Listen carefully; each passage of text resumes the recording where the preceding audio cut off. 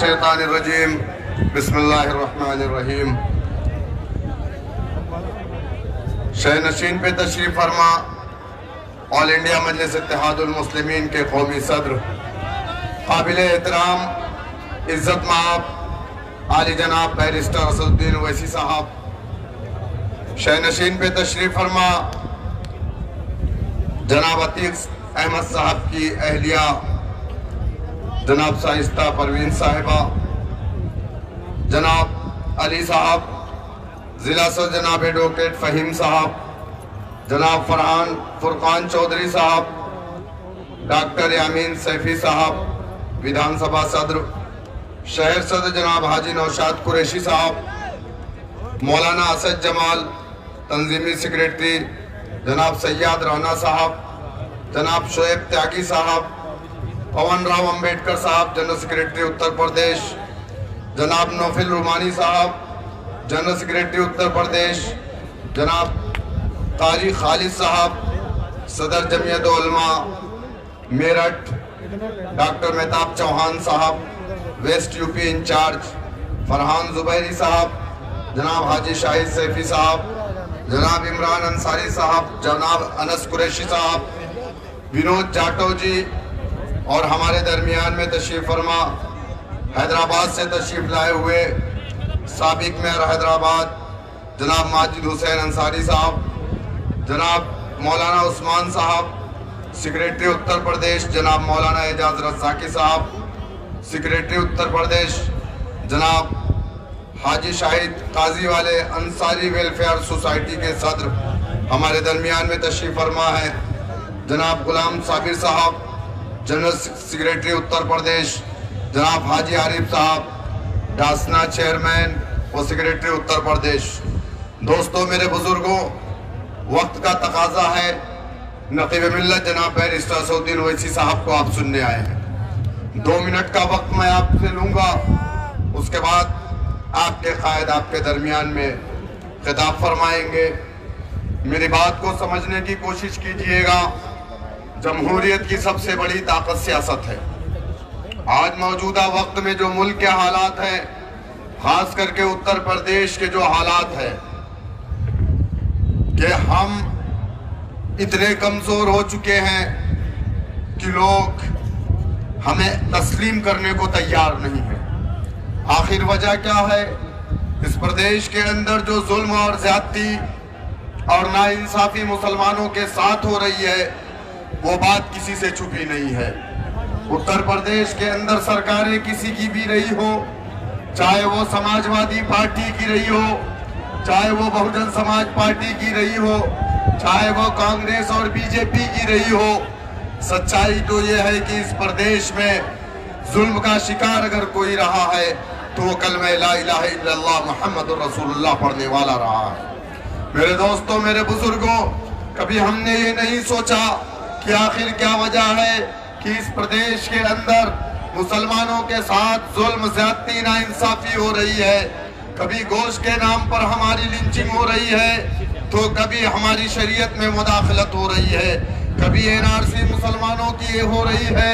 मुसलमान एहतजाज करता है तो उसे गोलियों से मार दिया जाता है।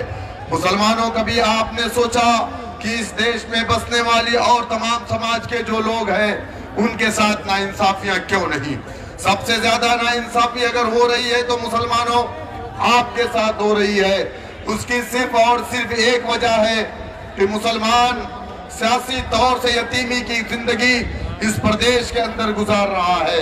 मुसलमानों का अपना कोई सियासी प्लेटफॉर्म नहीं, मुसलमानों की अपनी कोई क़यादत नहीं, बल्कि मुसलमानों को कई खानों में बांट दिया गया है। अगर हम कई खानों में बट करके कमजोर हो जाए, यकीनन एक घर में अगर 5 भाई हैं, 5 भाइयों को आप आपस में लड़ा दीजिए तो वो घर कमजोर हो जाता है। ठीक उसी तरीके से इस प्रदेश की तमाम सियासी पार्टियों ने मुसलमानों को जात पात बिरादरी के नाम पर बांटने का काम किया और हम बट गए। जबकि हम एक अल्लाह, एक नबी, एक कुरान, एक काबा के मानने वाले हैं, बावजूद उसके हम बढ़ते चले गए। लेकिन जब भी जालिम ने हमारा शिकार किया, जब भी जालिम ने हमारे ऊपर जुल्म किया, कभी जालिम ने ये नहीं देखा कि मैं अंसारी हूँ, मैं मंसूरी हूँ, मैं सैफी हूँ, मैं चौधरी हूँ, मैं पठान हूँ, मैं कुरैशी हूँ, बल्कि जालिम ने सिर्फ ये देखा कि ये कलमा ला इलाहा इल्लल्लाह मुहम्मदुर रसूलुल्लाह पढ़ने वाला है, इसे मार दिया जाए। हमारे ऊपर जुल्म, हमारे ऊपर नाइंसाफी, हमारे साथ नाइंसाफी सिर्फ कलमे की बुनियाद पर की जा रही है। मेरे दोस्तों, मेरे बुजुर्गों, हमसे ज्यादा जुल्म, हमसे ज्यादा नाइंसाफी इस प्रदेश के अंदर और भी जातियों के ऊपर हुई, लेकिन सबसे ज्यादा अगर जुल्म किसी के ऊपर हुआ तो वो जाटो समाज था।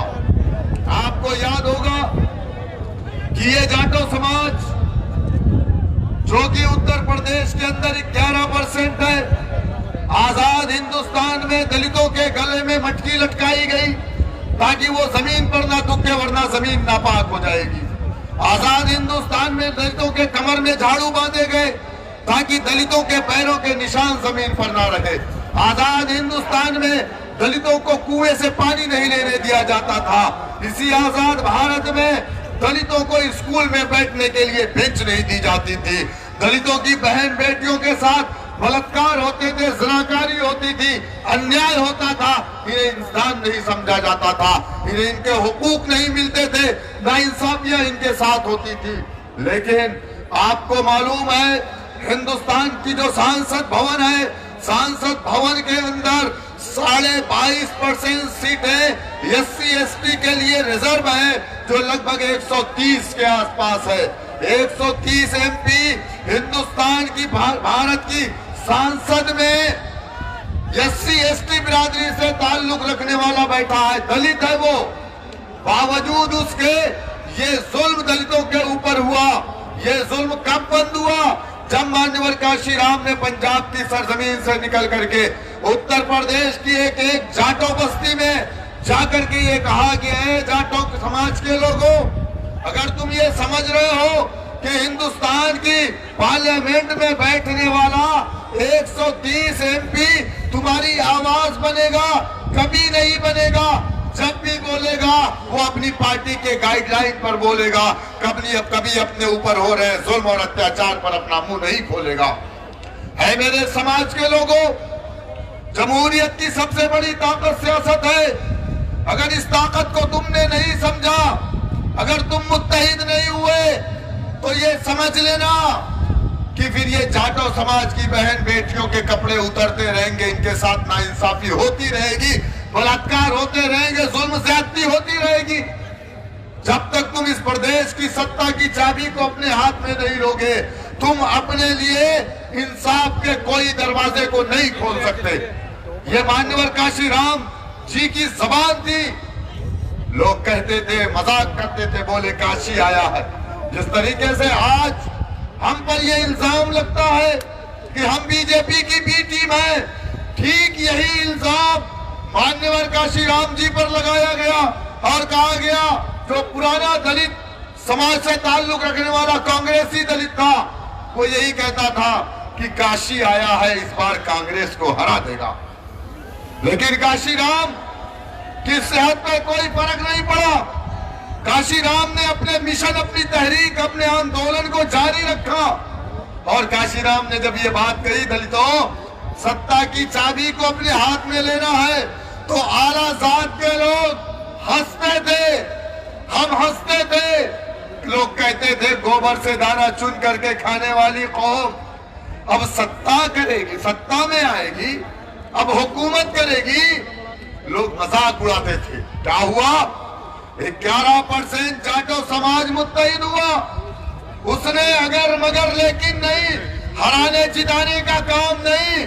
उसने काशीराम को अपना नेता माना और मायावती को अपना लीडर माना, नीले परचम को अपना परचम बनाया और बहुजन समाज पार्टी को अपनी पॉलिटिकल पार्टी माना। एक बार, दो बार, तीन बार नहीं, 4 बार इस प्रदेश की सत्ता में दलितों ने हिस्सेदारी ली। अपनी कौम की बेटी को इस प्रदेश का 4 मरतबा मुख्यमंत्री बनाया। आज कौन सा ऐसा थाना है जहां पर दलित का बेटा SHO नहीं है? क्या दलित का बेटा SSP नहीं बना? क्या दलित का बेटा DM नहीं बना? क्या दलित का बेटा SDM नहीं बना? क्या दलित का बेटा तहसीलदार पटवारी नहीं बना? क्या दलित का बेटा कानून गो नहीं बना? मुसलमानों आप क्या बने? क्या बने? जिन मुसलमानों के घरों पर पंचायतें टूटती थी, हर समाज ये कहता था मुसलमान है चलो इंसाफ की बात करेगा, हक की बात करेगा, क्योंकि अल्लाह सुब्हानहू तआला ने इस दुनिया में मुसलमानों को इंसाफ कायम करने के लिए भेजा है, अदल कायम करने के लिए भेजा था। लेकिन आज मुसलमान लोगों के दरवाजे पर इंसाफ की भीख मांगने जा रहा है, तो आपके दरवाजे पर लोग इंसाफ के लिए क्यों आएंगे? आज आप बताइए मुझे। जब तक आप अपना डंडा अपना झंडा नहीं बनाएंगे, जब तक आपको हिस्सेदारी नहीं मिलेगी। आज जो लोग ये कहते हैं कि हम MIM पार्टी से अलायंस नहीं करेंगे, सुन लो समाजवादी, BSP, कांग्रेस के लोगों, हम तुम्हारे भरोसे में उत्तर प्रदेश में नहीं आए थे, हम अल्लाह सुब्हानहू तआला के भरोसे पर आए थे। और ये जो अवाम है ना, जिनके साथ तुम्हारी सरकारों ने, तुम्हारी सरकारी मिशनरी ने नाइंसाफी की, यही पुलिस वाले हैं। मुर्गी कट रही है तो उस पर भी शांति भंग का मुकदमा जेल में डाल दिया। क्यों भैया? अरे मुर्गी तो आप भी खाते हो। ये कौन सी बात हो गई? गलत है, मत करिए। मेरे दोस्तों, मैं आपसे बस यही कहने आया हूं कि जब तक आप अपना सियासी परचम नहीं बनाएंगे, बैरिस्टर असदुद्दीन ओवैसी साहब को अपना लीडर नहीं मानेंगे, जब तक इस हरे परचम को अपना परचम नहीं बनाएंगे, जब तक इसी तरीके से सियासी पार्टियां हमें अछूत समझेंगी। और जिस दिन आप मुत्तहिद हो जाएंगे, ये बबुआ और ये बुआ और ये पप्पू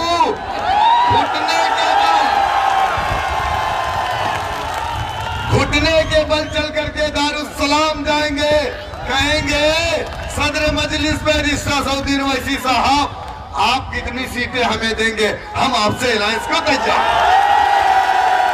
मेरे दोस्तों, मेरे बुजुर्गों, हम लोगों ने हर एक के दरवाजे को खटखटाया, मुस्लिम नेताओं के दरवाजों को खटखटाया। हमने कहा आइए हम आपको टिकट देंगे, सबने हमारा मजाक उड़ाया। अरे अभी तुम्हारा वोट मुत्तहिद नहीं, अभी तुम्हारे लोग एक साथ नहीं। यहाँ के एक बहुत बड़े नेता हैं शाहिद अखलाक साहब, जानते हैं ना? उन्होंने फेसबुक पर डाला, बैरिस्टर असदुद्दीन ओवैसी साहब की शान में कसीदे पढ़े। हमने भी सोचा कि लाओ फोन करके शुक्रिया अदा कर दें, हमारे लीडर के बारे में इन्होंने लिखा। हमने फोन किया, हमने फोन करके कहा शाहिद भाई बहुत बहुत आपका शुक्रिया। उन्होंने कहा नहीं शौकत साहब, मैं सो रहा था, ख्वाब में देखा। मैंने कहा किसको? उन्होंने कहा मैंने बैरिस्टर असदुद्दीन ओवैसी साहब को देखा, और मैंने देखा कि यकीनन उत्तर प्रदेश के अंदर अगर मुसलमानों की कोई आन बान शान है, मुसलमानों की कोई लीडरशिप है, मुसलमानों का कोई काबिल तरीन लीडर है, तो उस लीडर का नाम बैरिस्टर असदुद्दीन ओवैसी साहब। हम तो खुश हो गए, हम तो खुश हो गए। चलो ठीक है, अच्छी बात है। हम मेरठ में थे, हमने कहा हाजी साहब आपसे मिलना चाह रहे हैं। मसूरी डासना में प्रोग्राम था, हम सीधा मेरठ आए। उन्होंने कहा कल तो मैं थोड़ा बिजी हूँ, परसों आप रात का खाना हमारे घर पे खाएंगे। हम तो खुश हुए कि चलो ठीक है, कम से कम आज दावत तो मिल गई।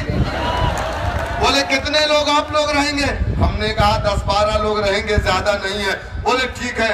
अब एक दिन गैप करके उन्होंने कहा था, तो दूसरे दिन हमने उनकी फोटो देखी कि अतुल प्रधान, शाहिद अखलाक और खड़े होकर के बगल में बबुआ के साथ फोटो खिंचा लिए।